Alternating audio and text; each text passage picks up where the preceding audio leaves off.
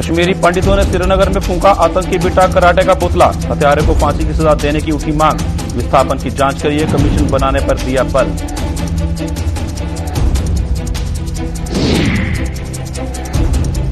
Bill न भरने वालों की गुल की जा रही बत्ती। विभाग की कार्रवाई के विरोध में उतरे कई लोग। हजारों लाखों के बिलों के विरोध में लोक जनशक्ति पार्टी ने दी गिरफ्तारियां।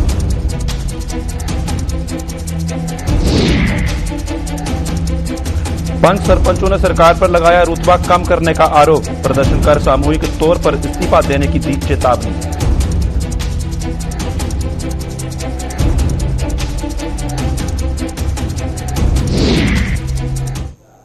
नमस्कार, जम्मू कश्मीर की खास खबरें देख रहे हैं आप सब और मैं हूं आपके साथ साहिल केरनी। चलिए शुरुआत करते हैं खबरों की।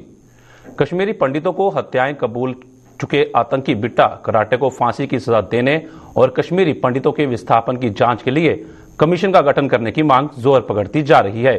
जम्मू कश्मीर से रिकंसिलिएशन फ्रंट ने आज श्रीनगर में प्रदर्शन कर बिट्टा कराटे का पुतला जलाया और सरकार को 19 अप्रैल तक की मोहलत दी। फ्रंट के प्रधान डॉक्टर संदीप मावा ने बताया कि अगर 19 अप्रैल तक इन मांगों को पूरा न किया गया तो वो 20 अप्रैल को भूख हड़ताल पर बैठ जाएंगे और उसके ठीक 10 दिनों के बाद श्रीनगर में आत्मदाह करने को मजबूर हो जाएंगे। भी देखा कि बिट्टा कराटे ने ओपन कन्फेस किया, फिर मैंने गूगल भी किया कि उसने कन्फेस किया भाई हाँ मैंने कश्मीरी पंडित मारे, उसको याद भी नहीं कितने हैं। तो ऐसे लोगों को तो चौक पे फांसी देनी चाहिए। मैं आपके माध्यम के थ्रू सरकार को ये अपील करूंगा कि they should expedite the process और एकदम उसको, और मैं ये सब वेट करूंगा कमीशन का और बिट्टा कराटे पे जो एकदम कार्रवाई हो 19 अप्रैल तक। अगर 19 अप्रैल तक इसका फैसला नहीं किया सरकार ने, दिल्ली सरकार ने और एलजी साहब ने, तो मैं 20 तारीख को धरने पे बैठूंगा इंडेफिनिट हंगर स्ट्राइक पे और 10वें दिन जब 10 दिन कंप्लीट हो जाएंगे हंगर स्ट्राइक के 11वें दिन मैं खुद आत्मदाह यहाँ करूंगा।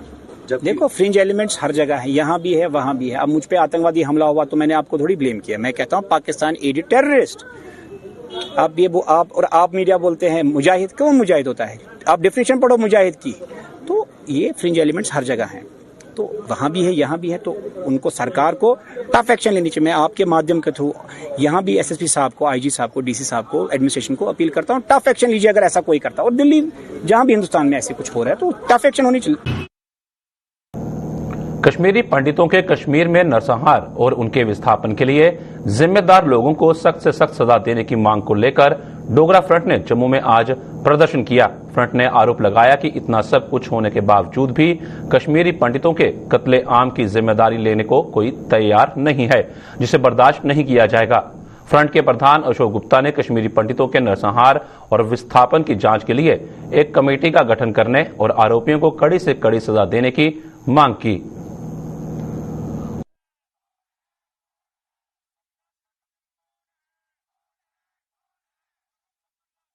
प्रॉपर्टी जो है उसके विषय के अंदर एक कमेटी बनाओ और लोगों को दे दो, इसका उत्तर भी आपको देना होगा। 18, 19, 20, 21, 1990 जनवरी कौन मालिक था हमारा?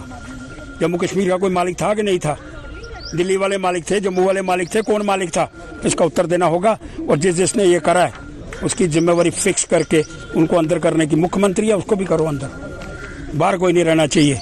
और माननीय दिल्ली के प्रधानमंत्री हिंदुस्तान के श्रीमान मोदी जी, अब समय आ गया फैसला करने का। हिंदुस्तान के अंदर वही रहेगा जो अपने आप को हिंदुस्तानी कहेगा, और जो नरसंहार करेगा उसको जेल के अंदर डालना पड़ेगा। बिजली का बकाया किराया किस्तों में जमा करवाने की मोहलत दिए जाने के बावजूद ऐसा न होने पर विभाग ने लोगों के कनेक्शन काटने शुरू कर दिए हैं। जम्मू के वार्ड नंबर 15 में आज बिजली विभाग की एक टीम ने ऐसे लोगों की बत्ती गुल करनी शुरू कर दी, जिससे वहां बवाल हो गया। लोगों ने बिजली विभाग पर उन्हें गर्मी के इस मौसम में उन्हें प्रताड़ित करने का आरोप लगाया, तो वहीं अधिकारियों ने साफ तौर पर कहा कि इन्हें किस्तों में किराया जमा करवाने की मोहलत दी गई थी और ये मौका गंवाने पर ही अब इन पर डंडा चलाया जा रहा है।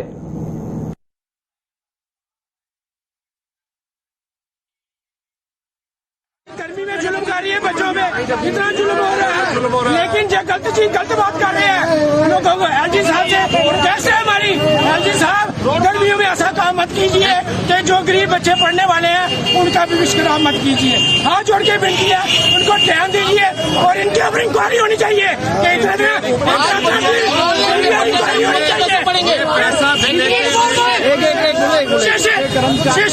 ऐसे चलते हैं तो कैसे हुआ? इनके ऊपर भी जो पिछले अफसर थे उनके ऊपर भी सीबीआई इंक्वायरी बैठनी चाहिए, ताकि इनको भी इनकी भी प्रॉपर्टियां, इनके घर देखो, इनकी प्रॉपर्टियां देखो, इनकी प्रॉपर्टियां होनी चाहिए और इनकी प्रॉपर्टी सील होनी चाहिए कि ये भी गुंडे जितना गुंडे निकाल रहे हैं ना, जितना कोई निकाल रहा कुछ नहीं रहे हैं, पूर्ण बात भी निकाल रहे हैं। पेंडिंग बिल है वो काफी ज्यादा थे और हम रिपीटेडली इनको बोल रहे थे लोगों को कि आप लोग अपने बैलेंसेस जो है वो इजी इंस्टॉलमेंट में पे कर दीजिए, तो आपको फर्दर जो है अभी मुश्किल ना आए। और पिछले महीने भी मैं आया था यहाँ पर, ये जो मोहल्ले के जो लोकल लीडर्स होते हैं इन्होंने कहा था हमें 3-4 दिन का टाइम दीजिए लोगों को, तो हमने इनको कहा था ठीक है 3-4 दिन का टाइम देते हैं आपको। पिछले महीने 24 तारीख की बात है, तो उन्होंने कहा कि 3-4 दिन का टाइम दीजिए, हम लोग डिपॉजिट कराएंगे पैसे। हमने इनको स्टम्प भी लगा के दी 20-20 हज़ार की, 25-25 हज़ार की, लेकिन लोगों ने पैसे जमा नहीं किए। अब हम 1 महीने के बाद आए हैं और अगर आज भी कोई बोलता है कि हमें टाइम नहीं दिया गया तो मुझे लगता है वो झूठ है। बिजली के बिलों की वसूली के लिए आम आदमी को प्रताड़ित किए जाने का आरोप लगाते हुए जम्मू में आज लोक जनशक्ति पार्टी रामविलास ने जम्मू में आज जोरदार प्रदर्शन किया। पार्टी के राज्य प्रधान रफीक मलिक की अगुवाई में पार्टी के महिला विंग ने शहर में एक रैली निकालने की कोशिश की, जिस पर पुलिस ने कई कार्यकर्ताओं को गिरफ्तार कर लिया। रफीक मलिक ने कहा कि कोरोना महामारी के कारण कई लोगों का काम धंधा बंद हो चुका है और ऐसे लोगों को राहत पहुंचाने के बजाय सरकार इन्हें हजारों लाखों रुपए के बिजली के बिल थमाकर इनसे जबरन वसूली में लगी हुई है। उन्होंने उपराज्यपाल प्रशासन से इन लोगों के बिजली के पुराने बिल माफ कर इन्हें राहत पहुंचाने की मांग की।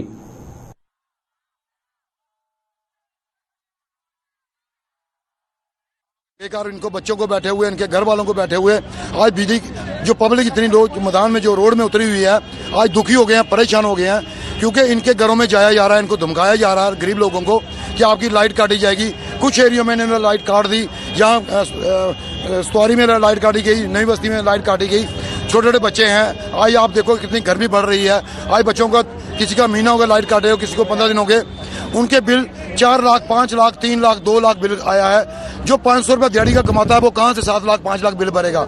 हम यही चाहते हैं, गवर्नर साहब से रिक्वेस्ट करते हैं कि इनको गरीब लोगों को पुराना बिल जो बिजली का, पानी का, इनको माफ किया जाए। नए सिरे से, जीरो से फिर शुरू करेंगे, हर महीने पुराने की कोशिश करेंगे। जो 3 साल लॉकडाउन के हर आदमी मजबूर रहा, हर आदमी की परेशानी रही, किसी का काम नहीं रहा, किसी का बिजनेस नहीं रहा। तो आज ये औरतें देखो आपने कैसे ये बिल आए हमारे पास, कम से कम 700-800 बिल जो आज सुबह से लेडीज यहाँ लेके हमारे ऑफिस में पहुंच गई है। हम यही चाहते हैं कि इनको बिजली का बिल जो माफ किया जाए।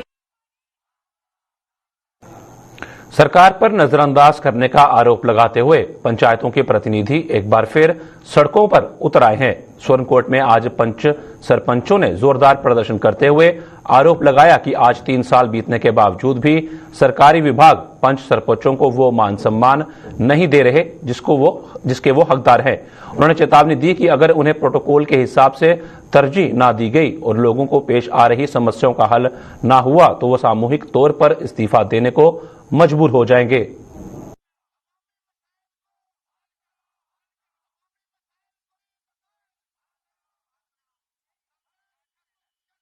आप देखें कि हमें 3 साल हो चुके हैं सरपंच बने हुए, यहाँ पे इलेक्शन हुए, इन्हीं सरपंचों ने बीडीसी के इलेक्शन भी कामयाब कराए, इन्हीं सरपंचों ने डीडीसी के इलेक्शन भी कामयाब करवाए। लेकिन आज की डेट में सरपंचों को कोई भी पूछ के जो है वो राजी नहीं है, इनकी बात को सुन के जो है वो कोई भी आदमी जो है वो राजी नहीं है। यहाँ पे आपने देखा है अवामी मसाइल कितने हैं, यहाँ पे पानी का मसला है, यहाँ पे बिजली का मसला है। आपने देखा नहीं कि हर मीटिंग में जो है वो जल शक्ति जीवन का जो है प्रोग्राम जो सेंट्रल गवर्नमेंट ने चलाया है उस की बात जो है वो हम हर स्टेज पे बात करते हैं, लेकिन इस वक्त तक कोई भी जो है ऑफिसर जो डिस्ट्रिक्ट का हो, एलजी का हो, वो उस पर जो है काम करके राजी नहीं है। मैं आपके चैनल की वजाहत से ये कह देना चाहता हूँ कि आज हमने सुप्रीम से एक प्रोटेस्ट शुरू किया है कि डिस्ट्रिक्ट के अंदर ही नहीं बल्कि पूरे स्टेट के अंदर जो है वो प्रोटेस्ट जारी रहेगा। अगर एलजी सरकार या मरकजी सरकार हम सरपंचों की बात को नहीं सुनेगी, हम अपना रिजाइन जो है सभी सरपंच मिलकर जो है वो पेश करेंगे। क्या आप देंगे? हम सब जो है वो अपना रिजाइन पेश करने के लिए तैयार हैं और गवर्नमेंट को देंगे अगर अवामी मसाइल जो है वो हल नहीं किए गए और सरपंचों को वो ऑनर, वो इज्जत जो है जो प्रोटोकॉल के अंदर, जो एक्ट के अंदर है वो नहीं दी गई, हम जो है रिजाइन पेश करने के लिए तैयार। जम्मू कश्मीर अपनी पार्टी ने 1947, 1965 और 1971 के रिफ्यूजियों को अपना समर्थन दिया है। अपनी पार्टी ने आरोप लगाया है कि सरकार द्वारा गठित संयुक्त संसदीय समिति के फैसले के मुताबिक ये रिफ्यूजी आज भी 30 लाख रुपए का पूरा मुआवजा हासिल नहीं कर पाए हैं और न ही इनकी अन्य मांगों पर गौर किया जा रहा है। अपनी पार्टी के यूथ विंग के संभागीय प्रधान विपुल बाली ने आज एक प्रेस कॉन्फ्रेंस के दौरान इन रिफ्यूजियों की मांगों का हवाला देते हुए सरकार से इन्हें जल्द पूरा करने की मांग की।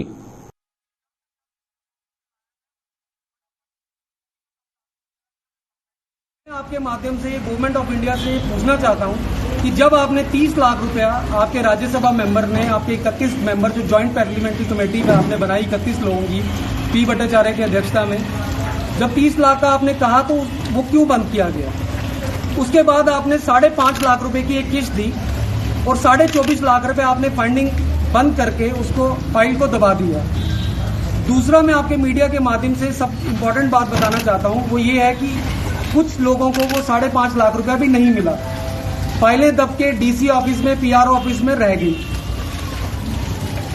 जो 65 और 71 के रिफ्यूजीज थे उनको आज तक उनकी जगहों के प्रॉपराइटरशिप नहीं मिली, क्योंकि वो लोग पिछले 75 साल से सफर कर रहे हैं। अगर आप में 71 से ही कैलकुलेशन करूं 30 लाख रुपए की, तो वो 4-4.5 हजार रुपया महीना बनता है। अगर आप ये 47 में चले जाएंगे तो ये 1200-1300 साल से उस जगह की।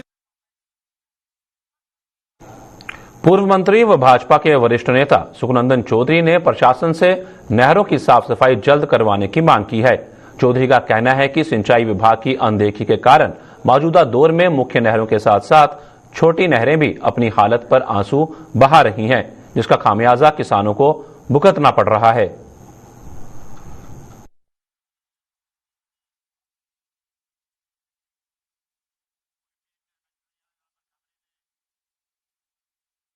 ਇਹੋ ਹਾਲ ਹੈ ਨਹਿਰਾਂ ਦਾ ਕਿ ਅੱਜ ਇੰਨਾ ਜਿੰਨਾ ਇੱਕ ਬੂਟਾ ਹੁੰਦਾ ਹੈ ਤੁਸੀਂ ਨਹੀਂ ਕੱਟਦੇ ਜੀ, ਚਲੋ ਅਸੀਂ ਨਹੀਂ ਕੱਟਣਾ, ਉਹ बढ़दा बढ़दा 4 साल ਦਾ ਮਹੀਨਾ ਵੋਟ ਆਇੰਦਾ, ਉਸ ਕਾਰਨ ਨਹਿਰਾਂ ਸਾਰੀਆਂ ਬੰਦ ਹੁੰਦੀ ਜਾਂਦੀਆਂ ਨੇ। और एक पासे आखਦੇ ਨੇ पानी बचाना है, पानी इन्ना का बचना है। साढ़े को पानी की कोई कमी नहीं है, साढ़े को दरिया चनाब साढ़े कोल है, कोई पानी की कमी नहीं है। जानी बुझी अस पानी की कमी हमने पैदा करा दी इतने, क्यों जो जिमीदार है फिर किसान है वो बोर करा दा, बोर करिए जमीन च पानी कड्ढा दा, किन्नी देर जमीन च पानी कड्ढी, किन्नी देर च सिंचाई करके, किन्नी देर खेती करके, वो पानी आखिर एक न एक दिन लेवल जो डाउन होंदा ज़्यादा, कदे तो 10-15 फुट पानी फुट हा, अज 20 फुट पर चली है, कई जगह 50 फुट पर चली है, 60 फुट पर चली है। इस करिए पानी अगर बचाना है तो नहरें की बचाओ, नहर बचगन, अपना जो सारे को नेचुरल वाटर है, सारे को दरिया चनाब का पानी है वो नहरें की लगग।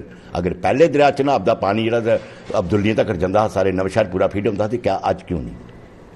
इो नहर पहले ही हैं, इो नहर अज ने, इो रणवीर कनाल पहले ही, इो रणवीर कनाल हूँ है। असं नहीं आखते कि और नवी कनाल बनाओ, रणवीर कनाल की साफ सुथरा करिए और बाकी जिन्नी नहर अगर नहर के कोई इंक्रोचमेंट हुई है उन्हें इंक्रोचमेंट की दूर करो और जिम्मेदारी किसान भाइयों की पानी दो।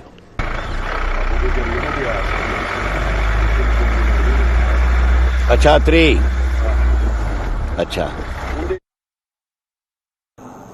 पिछले दिनों लगातार बारिशों की मार से गेहूं की फसल दम तोड़ रही थी, लेकिन अब किसानों की मेहनत के बाद एक बार फिर इस फसल में जान आ गई है, जिससे किसानों के चेहरे भी खुशी से खिल उठे हैं। किसानों के मुताबिक बारिशों से गेहूं की फसल बुरी तरह से प्रभावित हो गई थी, हालांकि अब उनकी मेहनत रंग लाई है और फसल में फिर से जान आ गई है। उन्होंने सरकार से पिछले कुछ सालों में बारिश की भेंट चढ़ी धान और गेहूं की फसलों का मुआवजा देने की भी मांग की। किसानों का कहना है कि सरकार द्वारा मुआवजे की घोषणा तो की गई थी, लेकिन अभी भी कई किसानों को यह लाभ नहीं मिल पाया है। जो गेहूं की फसल है वो बहुत अच्छी है, अच्छी होने के कारण किसान भी खुश हैं और इस बार बारिश भी टाइम पे हुई है। तो जो पहले बारिश ने हमारी जो फसल थी गेहूं की या दूसरी फसल थी वो बर्बाद हो गई थी, तो काफ़ी नुकसान हो गया था किसानों को। तो अभी तक कोई गवर्नमेंट ने तो अनाउंस कर दिया था कि जो फसल खराब हुई है वो उसका मुआवजा देंगे। अभी तक हमारे गांव में भी ऐसे लोग हैं जिनको अभी तक मुआवजा नहीं मिला। हम यही रिक्वेस्ट करना चाहते हैं गवर्नमेंट से उनको जल्द से जल्द मुआवजा दिया जाए ताकि उनका भी इंतजार खत्म हो। गेहूं की फसल के बारे में ये कहना चाहता हूं कि अभी जो गेहूं है, इस समय जो गेहूं है, गेहूं की फसल है बहुत अच्छी है, क्योंकि पीछे जो बारिशें हुई थी उसकी वजह से काफी नुकसान हुआ था, लेकिन फिर भी खुदा की मदद से या लोगों ने खादें वगैरह डाल के अपनी फसल को तैयार किया है। ऊपर वाले की कृपा से फसल बहुत अच्छी है इस बार गेहूं की, लेकिन गवर्नमेंट ने जो पीछे हमारी धान की फसल खराब हुई थी या गेहूं की फसल खराब हुई थी, उसका अभी तक मुआवजा काफी लोगों को जो है अभी तक नहीं मिला है। हमारे गांव में भी काफी ऐसे लोग हैं जिनको के मुआवजा नहीं मिला है। हम गवर्नमेंट से ये रिक्वेस्ट करते हैं, ये दरख्वास्त करते हैं कि जल्द से जल्द जो है जिन लोगों को मुआवजा नहीं मिला है उनको मुआवजा जो है दिया जाए। प्रमोशन में आरक्षण बहाल न होने सहित अन्य मांगों को लेकर जम्मू कश्मीर के एससी, एसटी और ओबीसी समुदाय ने अब नए सिरे से आंदोलन शुरू करने का ऐलान किया है। इसी कड़ी में इस समुदाय द्वारा जम्मू में 28 मार्च को एक रैली का आयोजन किया जा रहा है। आरक्षित वर्ग की ज्वाइंट एक्शन कमेटी की ओर से सुनीता बंगोत्रा ने आज एक प्रेस कॉन्फ्रेंस के दौरान बताया कि एससी, एसटी और ओबीसी समुदाय के इन मांगों की ओर सरकार ध्यान नहीं दे रही है, जिसका खामियाजा खासतौर पर इन समुदायों के युवा वर्ग को भुगतना पड़ रहा है। अब सरकार को जगाने के लिए इस महारैली के आयोजन का फैसला लिया गया है।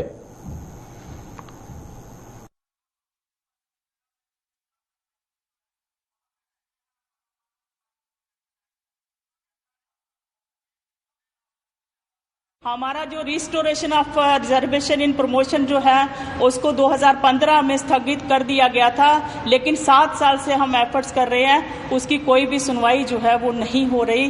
तो हम मजबूर हो चुके हैं कि हम सड़कों पे उतरेंगे और गवर्नमेंट को प्रदर्शन करते हुए हम ये बताना चाहते हैं कि इतनी जातियां जो हैं वो हमारे समाज के ऊपर ना करें, क्योंकि एक मेजर जो पोर्शन है 85% जो पोर्शन है वो हम लोग हैं और हमारा मेजर जो कंट्रीब्यूशन है अपनी कंट्री को बनाने के लिए वो आप सब जानते हैं। तो मेरे ख्याल में हमारे जो बच्चे हैं उनको जो स्कॉलरशिप जो दिया जाता है उसके लिए भी हमें दिक्कत आ रही है। जो एसटी का स्टेटस डाइल्यूट किया जा रहा है, जो पहाड़ी स्पीकिंग लोग हैं उनको स्टेटस दिया जा रहा है, उसका भी पुरजोर खंडन करते हैं हम लोग। हमारा जो वाल्मीकि समाज है उनको भी उनके जो कॉन्स्टिट्यूशनल राइट्स जो हैं वो दिए जाएं और बाकी हमारे और जो हमारी जो प्रॉब्लम्स हैं उनको सुना जाए। तो इसके लिए हमारी रैली जो है वो 28 मार्च को होगी।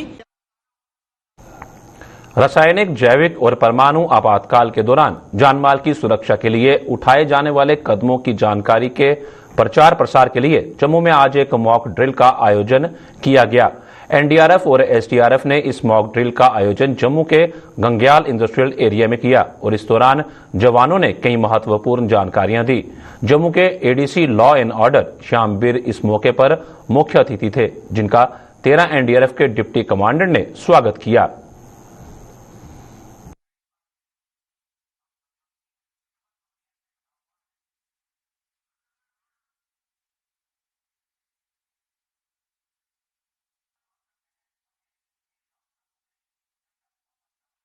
एनडीआरएफ की टीम के द्वारा केमिकल, बायोलॉजिकल, रेडियोलॉजिकल, न्यूक्लियर त्रासदी से बचने के लिए उपाय बताए गए हैं और उन्होंने बड़े ही अच्छे तरीके से यहाँ पर लोगों को समझाइश दी गई है। एक इंडस्ट्रियल एस्टेट के अंदर हमारा एक कार्यक्रम हो रहा था और इसमें सभी जो लोग आए हैं उनको भी बताया। मीडिया के माध्यम से मैं लोगों से यही अपील करना चाहूँगा कि आप लोग भी मीडिया के इस चीज़ को सेंसिटाइज करें लोगों को कि कैसे हम लोग किसी भी ऐसी अनहोनी को हम लोग कैसे टाल सकते हैं, उसमें जान माल के नुकसान को हम लोग कैसे बचा सकते हैं। सीबीआरएन जो केमिकल, बायोलॉजिकल, रेडियोलॉजिकल, न्यूक्लियर, ये अभी भी हमारे लिए खतरा है और आने वाले समय में इसका खतरा बढ़ सकता है। इन्हीं सभी संभावनाओं को देखते हुए सभी लोगों से अपील भी करूंगा कि इसके बारे में आप लोग अपने अपने माध्यम से भी पढ़ें, अपने अपने माध्यम से जानकारी लें, ताकि इससे हम लोग जान और माल की सुरक्षा कर सकें। अब हमारी टीम की तरफ से पूरा प्रयास है कि हम लोग जितना ज़्यादा से ज़्यादा लोगों को सेंसिटाइज कर सकें और इसीलिए मैं आप लोगों से निवेदन कर रहा हूँ कि आप लोग भी इस चीज़ को लोगों तक लेके जाइए, क्योंकि आप लोग की रीच भी अच्छी होती है और हम लोग भी अलग अलग जगह जगह पर कैंप करेंगे, जिससे हम लोग लोगों को इसके बारे में सेंसिटाइज करेंगे। सीमावर्ती क्षेत्रों के युवाओं को सेना और बेल्ट फोर्स के प्रति आकर्षित करने के लिए centre for district youth training and empowerment द्वारा एक विशेष अभियान चलाया गया है। इस अभियान के तहत centre for district youth training and empowerment द्वारा जम्मू जिले के सीमावर्ती 9 ब्लॉकों में ट्रेनिंग कैंप चलाए जा रहे हैं, जिनमें युवाओं को सेना और अर्धसैनिक बलों में भर्ती होने के लिए ट्रेनिंग दी जा रही है। इसी तरह का training camp centre for district youth training and empowerment द्वारा मड ब्लॉक के कानाचक में भी चलाया जा रहा है, जिसमें 50 लड़के और 20 लड़कियों को सेना और अर्धसैनिक बलों में भर्ती होने की ट्रेनिंग दी जा रही है।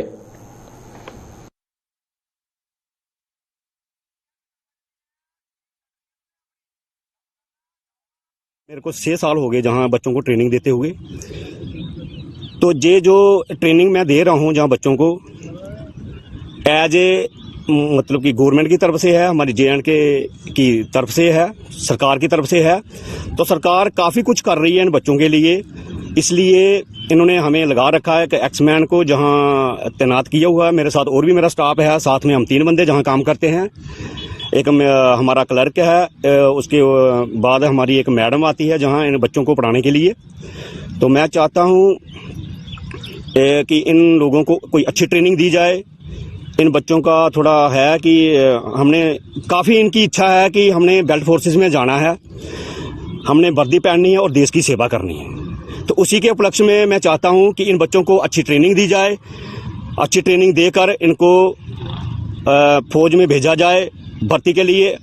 फौज में ओनली फॉर इंडियन आर्मी नहीं, बेल्ट फोर्सेस जितनी भी हैं, अच्छी ट्रेनिंग का मतलब यही है कि अगर ये अच्छा सीखेंगे हमसे तो अच्छी ट्रेनिंग करेंगे जाकर ये सेंटर में। कि जब से मैं ट्रेनिंग जहां दे रहा हूं इन बच्चों को, तकरीबन 150 से ऊपर होंगे बंदे, 150 से ऊपर जो मेरे से ट्रेनिंग करके बेल्ट फोर्सेस में चले गए हैं, कि आज जो अपनी रोजी रोटी कमा रहे हैं और देश की सेवा कर रहे हैं। सीडाइट एक बेसिकली इनिशिएटिव है गवर्नमेंट का। उसमें क्या कर रहे हैं कि बॉर्डर एरियाज में 9 ब्लॉक्स हैं, जैसे कि अभी 9 ब्लॉक्स में हमारा सेंटर खुला हुआ है। तो उसमें ये क्या कर रहे हैं कि हमारे जो भी बॉर्डर एरिया की यूथ है उन लोगों को मोटिवेट करते हैं, गाइड करते हैं फिजिकली और एकेडमिकली। तो ये उन लोगों को एक मतलब एक मोटिवेट एक प्लेटफॉर्म दिया जा रहा है उन बॉर्डर एरियाज के बच्चों को, ताकि वो अपना जो बेल्ट फोर्सेस की तरफ उन सब चीज़ों की तरफ ये ध्यान दे पाए। बेसिकली यहाँ पे अभी स्टार्टिंग में तो हमारे पास में रखा हुआ था कि हम लोगों ने 20 गर्ल्स लेनी थी, बट हमारे पास एक्सीड कर रही थी, 20 से ज़्यादा ही गर्ल्स थी। बट अब क्या हो रहा है कि ये कम हो रही है, जस्ट बिकॉज कि कॉलेजेस और इसके स्कूल्स के ओपन होने से थोड़ी कम हो गई हुई है। ऐसे तो हमारे पास 20 एक्सीड कर जाती थी, 20 से ज़्यादा ही गर्ल्स होती थी यहाँ पे मैं आर्मी की ट्रेनिंग करने आता हूँ under CDYTE, centre for district youth training and empowerment. ये हमारी यूथ के लिए खोला गया था सेंटर की, ताकि हम यहाँ पे ट्रेनिंग कर सकें। और हमारे से यहाँ पे गर्ल्स भी आती हैं। यहाँ हमारी सुबह 7 बजे ट्रेनिंग होती है और आफ्टर कोई 2 घंटे तक हमारा वर्क चलता है। पहले रनिंग फिर एक्सरसाइज होती है हमारी। और यहाँ पे मतलब बहुत दूर दूर से भी लड़के आते हैं, जैसे कि आगे पीछे के इलाके, परगवाल हो गया, मड हो गया, गजनसू हो गया, मिश्री वाला हो गया, कोमनासा हो गया। और मतलब सुबह 7 बजे होते हैं और लड़के यहाँ पे बहुत ज़्यादा हार्डवर्क भी करते हैं, क्योंकि 7 बजे पहुँचना होता है। आधों के पास तो मतलब कोई सुविधा भी नहीं होती है पहुँचने की, सुबह सुबह गाड़ियाँ भी नहीं चलती हैं, बट वो आते हैं फिर भी सुबह घर से जल्दी निकलते हैं, बहुत ज़्यादा मेहनत भी करते हैं। ग्राउंड की बात की जाए, कितनी सारी परेशानी ग्राउंड को लेकर? सर ग्राउंड आप देख ही सकते हो, क्योंकि यहाँ पे ना कोई बाउंड्री है। यहाँ पे जैसे हम चल जाएंगे यहाँ पे ट्रैक में गाड़ियाँ चलाने लग पड़ते हैं लोग, तो जिससे ट्रैक से बहुत गंदा हो जाता है। हमारे टीचर हैं वो हमें सिखाते हैं सब कुछ कि आपको ये नहीं करना है। मिस्टर तरसेम सर जो हमारे यहाँ पे टीचर लगे हैं वो हमें सिखाते हैं कि आपको नशा नहीं करना है, यहाँ पे ट्रेनिंग करनी है, आप आर्मी में जाओ, हमारे बढ़ावा देते हैं। मेरा एम है कि मैं बेल्ट फोर्स में जाऊं और आगे जाके देश की सेवा भी करूं और उसके साथ साथ अपनी फैमिली को भी सपोर्ट हो। लाइक मतलब मेरे पापा नहीं है तो मम्मा मेरे लिए बहुत सपोर्ट करते हैं कि मैं आगे जाके कुछ करूं, उनका नाम रोशन करूं। और मैं चाहती हूँ कि आगे और भी लड़कियां जाएं और वो भी अपनी फैमिली का नाम रोशन करें। उनको मतलब उनको गर्व होना चाहिए कि हमारी बेटियां आगे जाके हमारा नाम रोशन करती हैं। और लोग जो बातें करते हैं कि लड़कियां ऐसे करती हैं वैसे करती हैं, लड़कियों की जल्दी शादी कर देनी चाहिए, नहीं, सब भी ऐसे एक जैसे नहीं होते हैं। उनको अपने बच्चों को सपोर्ट करना चाहिए ताकि वो आगे जाएं और उनका नाम रोशन करें। 14 अप्रैल से 20 अप्रैल तक देश में अग्निशमन सेवा सप्ताह मनाया जाता है। इस दौरान देश भर में दमकल विभाग द्वारा विभिन्न कार्यक्रम का आयोजन कर लोगों को आग से बचाव के बारे में जागरूक किया जाता है। जम्मू में दमकल विभाग ने अग्निशमन सेवा सप्ताह की तैयारियां शुरू कर दी हैं। दमकल विभाग के अधिकारियों के मुताबिक 14 अप्रैल से शुरू होने वाले अग्निशमन सेवा सप्ताह की तैयारियां जारी हैं और विभाग की ओर से हर क्षेत्र के फायर स्टेशन पर अग्निशमन सेवा सप्ताह के दौरान विशेष कार्यक्रमों का आयोजन किया जाएगा और लोगों को आग से बचाव के प्रति जागरूक किया जाएगा, ताकि आग के बढ़ते हादसों पर अंकुश लगाया जा सके। सर ऐसा है कि हम हर साल की तरह जो फायर सर्विस है, ये एक फायर सर्विस वीक जो है वो हर साल मनाता है। वो 14 से 20 अप्रैल तक हमारा चलता है। उसमें हम हर जो भी हमारा fire service nearest fire station होते हैं अपने अपने तरीके से अपने अपने एरियाज में लोगों को जो है अवेयर करते हैं कि हमें आग से कैसे बचना है, आग पर कैसे कंट्रोल करना है, अगर आग लग जाती है उस वक्त हमें क्या करना है, क्या क्या सावधानियां करनी है। तो सर जो अभी आने वाला जो हमारा टाइम है 14 अप्रैल से 20 अप्रैल हम फायर सर्विस वीक मनाने जा रहे हैं। तो इसमें हम जो नियरेस्ट स्टेशन होते हैं सभी को हमने अपने जो है लोगों को अवेयर करते हैं, जानकारी देंगे कि हमें फायर सर्विस के लिए क्या क्या सावधानियां जो हैं वो रखनी चाहिए कि आग लगने पर उन चीजों का हम ध्यान रखें ताकि जो दुर्घटनाएं हो ही ना पाए, आग जो है वो लगे ही ना। उन लोगों को हम इससे अवेयर जानकारी देंगे कि हमें आग से कैसे बचना है और हम ज्यादा से ज्यादा आग की दुर्घटनाएं ना हो, हम उससे बच पाए। उसके लिए हम 14 से 20 अप्रैल तक अपना फायर सर्विस में लोगों को अवेयर। जम्मू कश्मीर की खास खबरों में फिलहाल इतना ही। दीजिए इजाजत। नमस्कार।